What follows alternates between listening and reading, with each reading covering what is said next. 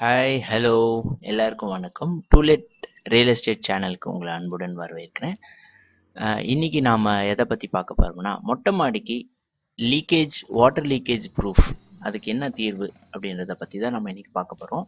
நிறைய பேர் வந்து டேம் ப்ரூஃப் அடிங்க, இல்லை லீக்கேஜ் ஆயில் அடிங்க, இல்லை வந்து இது டைல்ஸ் போடுங்க, இல்லை ஜல்லி போடுங்க அப்படின்னு பார்த்துருக்கோம். இது எல்லாமே ஒரு தீர்வாக நான் பார்க்கல. ரிப்பேர் பாலிமர் ஏஷியன் பெயிண்ட்ஸில் இதை பயன்படுத்தி நான் வந்து ரொம்ப தீர்வு பார்த்துருக்கேன். ஸோ அதை தான் இன்றைக்கி ஒரு வீடியோவை எடுத்து நான் உங்களுக்கு எல்லாருக்கும் ரெக்கமெண்ட் பண்ண போகிறேன். இது 5 லிட்டர்லேயும் 1 லிட்டர்லேயும் வருது. இந்த வீடியோ முழுக்க ஸ்கிப் பண்ணாமல் பாருங்கள், ஏன்னா இந்த ஸ்டெப் பை ஸ்டெப்பாக நான் வந்து ரொம்ப விளக்கமாக கொடுக்க போகிறேன். இங்கிலீஷ்லேயும் சப்டைட்டில்ஸ் மாதிரியும் கொடுத்துருக்கேன். சரி, வாங்க நம்ம இன்னைக்கு வீடியோக்குள்ளே போகலாம். முதல்ல நம்ம அந்த மொட்டை மாடியை சுத்தம் பண்ணிக்கணும். எல்லா டஸ்ட், மண் எது இருந்தாலும் முதல்ல பெருக்கி எடுத்துக்கணும். அதுதான் ஸ்டெப் 1. ஸோ அதை எவ்வளோ சுத்தம் பண்ணுறோமோ அவ்வளோ நம்ம யூஸ் பண்ணுற சொல்யூஷன் வந்து நல்லா ஒட்ட போகுது. எங்கேயாச்சும் டஸ்ட் இருந்ததுன்னா அதில் வந்து இது மிக்ஸ் ஆகி சரியாக ஒட்டாமல் இருக்கும். ஸோ நல்லா பெருக்கி எடுத்த பிறகு இந்த மாதிரி ப்ரஷ் யூஸ் பண்ணி ரொம்ப மைன்யூட்டாக இருக்கிற சாண்ட் பார்ட்டிகல்ஸ் இதெல்லாம் கூட நம்ம ஃபஸ்ட்டு கழுவுறதுக்கு முன்னாடியே ரிமூவ் பண்ணிட்டு பெட்டர். ஸோ இந்த மாதிரி ப்ரஷ் இருந்தால் யூஸ் பண்ணுங்கள், இல்லை பூந்தொடுப்பு இருந்தாலும் பண்ணுங்கள். ஓகே, அடுத்தது தண்ணியை நல்லா யூஸ் பண்ணி எவ்வளோ தண்ணி வேணால் யூஸ் பண்ணி மொத்த அழுக்கையும் கழுவி தள்ளுங்க. அதுதான் ரொம்ப இம்பார்ட்டன்ட். சரி, இந்த தண்ணியை நான் விட்டோடனே இங்கே பாருங்கள், அதில் ஒரு ஏர் பபிள்ஸ் தெரியுதா? இந்த ஏர் பபிள்ஸ் எதனால் வருது அப்படின்னா, உள்ள ஒரு வேக்யூம் இருக்குது. அந்த வேக்யூமை வந்து தண்ணி ஃபில் பண்ணும்போது உள்ளே இருக்க ஏர் வந்து வெளியே வருது. ஸோ அதை தான் அது காட்டுது. ஸோ இந்த வாட்டர் உள்ளே போக போக அதுக்கு உள்ளே இருக்க ஏர் வந்து பபிள்ஸாக வெளியே வருது. இதை தான் நம்ம பெயிண்ட் அடித்து முடித்தோடனே இந்த தீர்வு கண்டோமா பார்க்கலாம். ஓகே, தண்ணி விட்டுட்டு இப்போ நம்ம மொத்தத்தையும் சுத்தமாக பெருக்கி எடுத்துடணும். எவ்வளோ தண்ணி வேணால் யூஸ் பண்ணுங்கள், ஏன்னா அழுக்கு இல்லாமல் இருக்காமல் டர்ட் எதுவும் இல்லாமல் பார்த்துக்கிறது ரொம்ப முக்கியம். அப்படி கழுவி முடித்தோடனே நல்லா வெயிலில் காயணும். இந்த ஈரம் காஞ்சோடனே அதுக்கப்புறம் தான் நம்ம இந்த சொல்யூஷனை யூஸ் பண்ணணும். ஓகே, அது காயிற வரைக்கும் நம்ம சொல்யூஷன் எப்படி யூஸ் பண்ணுறதுன்றது இப்போ பார்க்கலாம். ஓகே, நான் வந்து ஏஷியன் பெயிண்ட்ஸ் ரிப்பேர் பாலிமர் தான் ரெக்கமெண்ட் பண்ணுறேன். வேறு கம்பெனியில் இருக்கான்னு எனக்கு தெரியல, இருந்தாலும் நான் ரெக்கமெண்ட் பண்ணுறது ஏஷியன் பெயிண்ட்ஸ். இது வந்து 5 லிட்டர்லேயும் 1 லிட்டர்லையும் கிடைக்குது. 5 லிட்டர் வந்து 1300 நான் வாங்கியிருக்கேன். 1 லிட்டர் வந்து வெறும் 300 லிட்டர். நம்ம தேவைக்கு ஏற்ற மாதிரி யூஸ் பண்ணிக்கலாம். ஸோ ஒரு தளத்துக்கு எவ்வளோ தேவைப்படுன்றது அந்த தளத்தோட கண்டிஷனை பார்த்து அதோட லீக்கேஜ் கண்டிஷனை வச்சு தான் நம்ம எவ்வளோ தேவைன்றது முடிவு பண்ணணும். சரி, இது கூட நம்ம இப்போ ரிப்பேர் பாலிமரும் தண்ணியும் ஈக்குவல் ப்ரொபோர்ஷனட்டாக சேர்த்துக்கணும். அதாவது 1:1 ரேஷியோவில் நம்ம வந்து சேர்த்துக்கணும். நல்லா கலக்கணும். கலக்கி முடிச்சிட்ட பிறகு இதை நம்ம தளத்தில் அடிக்க போகிறோம்.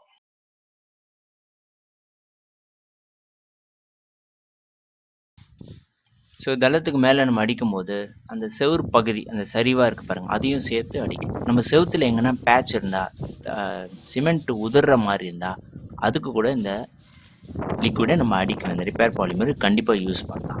ஸோ எனக்கு வந்து அந்த செவத்துக்கு தேவைப்படல, அதனால் நான் வெறும் தளத்துக்கு மட்டும் தான் இந்த வீடியோவில் பயன்படுத்துகிறேன்.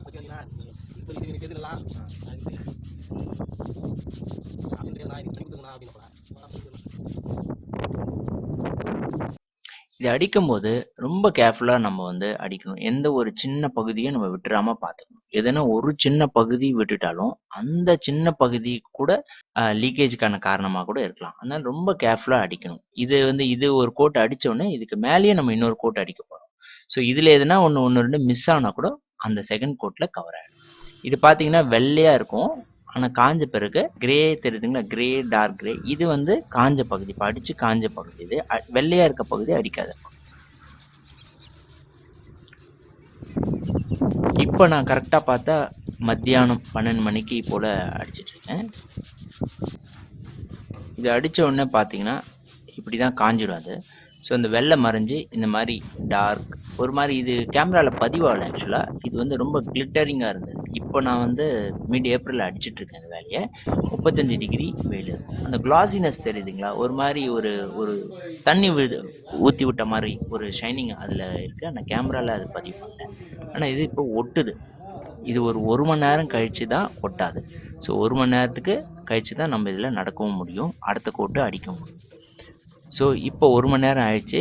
இப்போ இது ஓட்டல. ஸோ இதுக்கு மேலே நம்ம அடுத்த கோட்டுக்கு வந்து ரெடி பண்ணலாம். ஓகே, இதுக்கு வந்து நான் என்ன யூஸ் பண்ணுறேன்னா பாலிமர் அடிசிவ் பாண்ட், அதாவது டைல்ஸ்க்கு யூஸ் பண்ணுற ஒரு சிமெண்ட் இது. இது வந்து நம்ம ஏன் யூஸ் பண்ணுறோம்னா இது சிமெண்ட் காட்டிலும் ரொம்ப ஸ்ட்ராங்காக இருக்கும். இது பாலிமர்ஸ் மறுபடியும் பிவிசி கண்டென்ட் இருக்கிறதால இதோட மக்கும் தன்மை ரொம்ப நாளாக இருக்கும், ரொம்ப வளையும் தன்மையாக இருக்கும். ஸோ அதனால தான் இதை நம்ம ப்ரிஃபர் பண்ணுறோம்.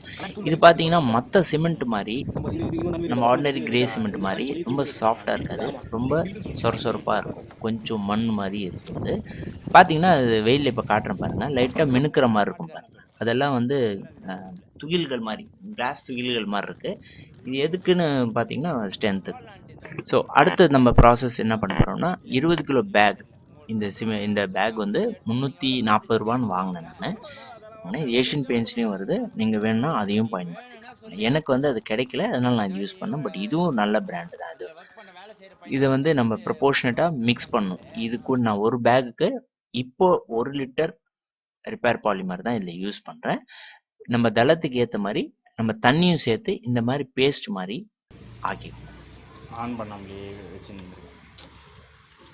இந்த மாதிரி திக் பேஸ்ட்டாக ஆக்கணும், கட்டி எதுவும் இல்லாமல். அதை தான் அவர் கைவிட்டு ரொம்ப கலர்றாரு, ஏன்னா அந்த கட்டி எதுவுமே இருக்கக்கூடாது. அடிக்கும் போது அதுவே ஒரு ஏர் பபிள் மாதிரி. ஓகே, இது ஈக்குவலாக பிரிச்சுக்கணும். அதுக்கப்புறம் ஸோ தண்ணி இப்போ எப்படி இருக்கு பாருங்கள், அது அந்த மாதிரி தண்ணி ஊற்றினா தான் நம்ம ப்ரஷ் பண்ணுறதுக்கு எவ்வளோ தேவைன்றதை நம்ம அதுக்கேற்ற மாதிரி தண்ணி அளவாக ஊற்றிக்கணும். ஸோ இது நல்லா கலக்கிட்டோம் அப்படின்னா அடுத்தது என்ன இருக்குது, நம்ம கோட் அடுத்த செகண்ட் கோட் அடிக்க தயாராகலாம். செகண்ட் கோட் அடிக்கிறதுக்கு அது நல்லா காஞ்சிருக்கணும். ஃபர்ஸ்ட் கோட் அதுதான் கண்டிஷன். ஸோ 4வது ஸ்டெப் என்னன்னா நல்லா காஞ்சதுக்கப்புறம் இதை நம்ம ஃபைனல் ஸ்டெப் இதை தான் மேலே அடிக்கணும். இதை அடிக்கும் போதும் நம்ம ஜாக்கிரதையாக எந்த பகுதியும் இப்போ விடாமல் பார்த்துக்கணும். முன்னாடி ஏதாச்சும் விட்டுருந்தா அதையும் சேர்த்து இது கவர் பண்ணணும். ஸோ ஒரு தளத்துக்கு ஏற்ற மாதிரி எவ்வளோ, சில பேருக்கு ஏர் கிராக்கே வெடிப்பே தெரியும், அதுக்கெல்லாம் வந்து இந்த சொல்யூஷனை தனியாக டைரெக்டாகவே யூஸ் பண்ணி பண்ணணும். ஓகே, இதே வேலையை உங்கள் மொட்டை மாடியிலையும் செய்யணும்னு நீங்கள் விருப்பப்பட்டால் நீங்கள் எங்களை காண்டாக்ட் பண்ணலாம். இதை நாங்கள் சதுர கணக்கில் உங்கள் மாடியை இன்ஸ்பெக்ட் பண்ணிவிட்டு அதுக்கு எவ்வளோ ரிப்பேர் பாலிமர் இல்லை என்னென்ன ரிப்பேரிங் தேவைப்படுதுன்றதை பார்த்துட்டு அதுக்கேற்ற மாதிரி நாங்கள் கொட்டேஷன் கொடுப்போம். இது உங்கள் வீட்டுக்கே வந்து உங்கள் வீட்லேயும் இதே மாதிரி நாங்கள் செஞ்சு தருவோம்.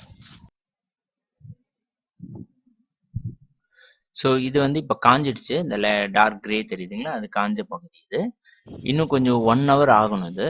ஸோ நல்லா காஞ்ச பிறகு தான் நம்ம வந்து அது மேலே நடக்க முடியும், இல்லைன்னா அது கொஞ்சம் ஈரமாக இருக்கும். இப்போ இது 1 ஹவர் ஆகிடுச்சு. நான் வந்து அதை தொட்டு பார்க்குறேன், எதுவும் ட்ரை ஆகிடுச்சு, ஆனால் எதுவும் ஒட்டலை. யூஸ்வலாக சிமெண்ட்டில் கை வச்சு இப்படி பண்ணாலே ஒரு லைட் கிரே இது வந்து நம்ம கையில் ஒட்டும். ஆனால் இது சிமெண்ட் கிடையாது, அதை விட கொஞ்சம் ஸ்ட்ராங்குன்னு சொல்கிறேன் அடிசிவ். ஸோ ஃபைனலாக நம்ம அடித்து முடிச்சிட்டோம். ஒரு நைட்டு முழுக்க அப்படியே நல்லா காயிட்டோம். ஸோ இப்போ மறுநாளில் நான் தொட்டு பார்க்குறேன், அப்பயும் ஓட்டலை. தண்ணி 10 மணி, அதாவது வெயில் நல்லா வந்த பிறகு அதுக்கப்புறம் தண்ணி விடுறது நல்லது. ஏன்னா வந்து இன்னும் அது நல்லா காயணும், வெயில் பட்டு இன்னும் கூட காயிட்டோம். ஸோ அதுக்கப்புறம் ரொம்ப நேரம் தண்ணி விடாதீங்க, ஏன்னா வந்து ரொம்ப வெட் தான் பண்ணும். அதில் சிமெண்ட்டு தான் அதில் நம்ம அடிசிவ் யூஸ் பண்ணியிருக்கோம், அதுக்கு தான் தண்ணி. ஸோ லைட்டாக விட்டால் போதும். இப்போ ஏர் பபிள்ஸ் இருக்கான்னு பார்த்தோமா, ஏர் பபிள்ஸ் இப்போ இல்லை. ஸோ இந்த மாதிரி வெட் பண்ணிக்கணும். ஓகே, முடிஞ்ச அளவுக்கு இந்த மாதிரி வெட் பண்ணிக்கணும். ஓகே, இப்போ 1 மாதம் கழிச்சு நான் மறுபடியும் இதை ரிவ்யூ பண்ண வந்திருக்கேன். அதாவது இது எப்படி இருக்குது, ஏர் பபிள்ஸ் இருக்கா இல்லை அது ஒட்டுதா அப்படின்றத டெஸ்ட் பண்ணுறதுக்கு இப்போது மாடிக்கு வந்திருக்கேன். ஸோ முதல்ல நான் இதை வந்து தேய்ச்சி பார்க்க போகிறேன், மறுபடியும் கையில் ஒட்டுதா சிமெண்ட்டு. ஏன்னா 1 மாதம் ஆகிடுச்சு, அதை எல்லோரும் நடந்து போயிட்டு வந்துட்டுருக்காங்க அந்த மாடியில். அது காமன் டாய்லெட் இருக்கிறதால அந்த பக்கம் நடக்குது. ஸோ என் கையில் ஓட்டலை அப்படின்னா நம்ம ப்ரொபோர்ஷனேட் கரெக்டாக இருக்குது அப்படின்னு அர்த்தம். ஸோ நெக்ஸ்ட்டு அடுத்த டெஸ்ட் பார்ப்போம். அடுத்தது வந்து நம்ம தொடப்பத்தை வச்சு சும்மா ஏன் பெருக்கிறேன்னா, அப்படி பெருக்குனா டஸ்ட் மாதிரி எதுனா எழுந்துக்குதா அப்படின்றத டெஸ்ட் பண்ணுறதுக்காக நான் தொடப்பத்தை வச்சு டிஸ்டர்ப் பண்ணுறேன், அந்த பெயிண்ட் ஒட்டின பெயிண்ட்டை டிஸ்டர்ப் பண்ணுறேன். பட் அப்பயும் எனக்கு எதுவும் துகில்கள் எதுவும் டஸ்ட் அதுலேருந்து வரல அப்படின்னா நம்ம கரெக்டான ப்ரிப்போர்ஷனேட்டில் கரெக்டான மெட்டீரியல் யூஸ் பண்ணி அடிச்சிருக்கோன்றது தெரியுது. இப்போது நம்ம ஏர் பபிள்ஸ் டெஸ்ட் பண்ணி பார்ப்போம். இதை வந்து இப்போது மத்தியானம் 34 டிகிரி வெயில் இருக்குது, அந்த டைமில் தான் இந்த டெஸ்ட் பண்ணுறேன். ஏன்னா நம்ம முன்னாடி ஒரு கம்பேரிசன் பண்ணோம், இப்போ அந்த கம்பேரிசன் வீடியோ நீங்கள் பாருங்கள். அன்னைக்கு நான் தண்ணி, அதாவது இது அடிக்கிறதுக்கு முன்னாடி தண்ணி விட்டப்ப ஏர் பபிள்ஸ் வந்ததுன்னு சொன்னேன். அதுக்கு நான் காரணம் என்ன சொன்னேன், உள்ள வேக்கம் இருக்கு, அதுக்குள்ள தண்ணி போகுதுன்னு சொன்னேன். இப்போ இந்த பக்கம் பார்த்தீங்கன்னா வேக்கம் இல்லை, அதனால தண்ணி போகல. ஸோ நம்மளோட ஒர்க் ஃபைனலாக முடிஞ்சிடுச்சு. ஸோ எந்த ஏர் பபிள்ஸும் இல்லை. ஓகே, நம்மளோட வீடியோவோட முடிவுக்கு வந்துட்டோம். இந்த வீடியோ உங்களுக்கு பிடிச்சிருந்ததுன்னா எங்களோட சேனலை சப்ஸ்கிரைப் பண்ணுங்கள், கமெண்ட் பண்ணுங்கள். மேலும் உங்களுக்கு இதே போல் ஒர்க் வேணும் அப்படின்னா எங்களை காண்டாக்ட் பண்ணுங்கள். நன்றி, வணக்கம்.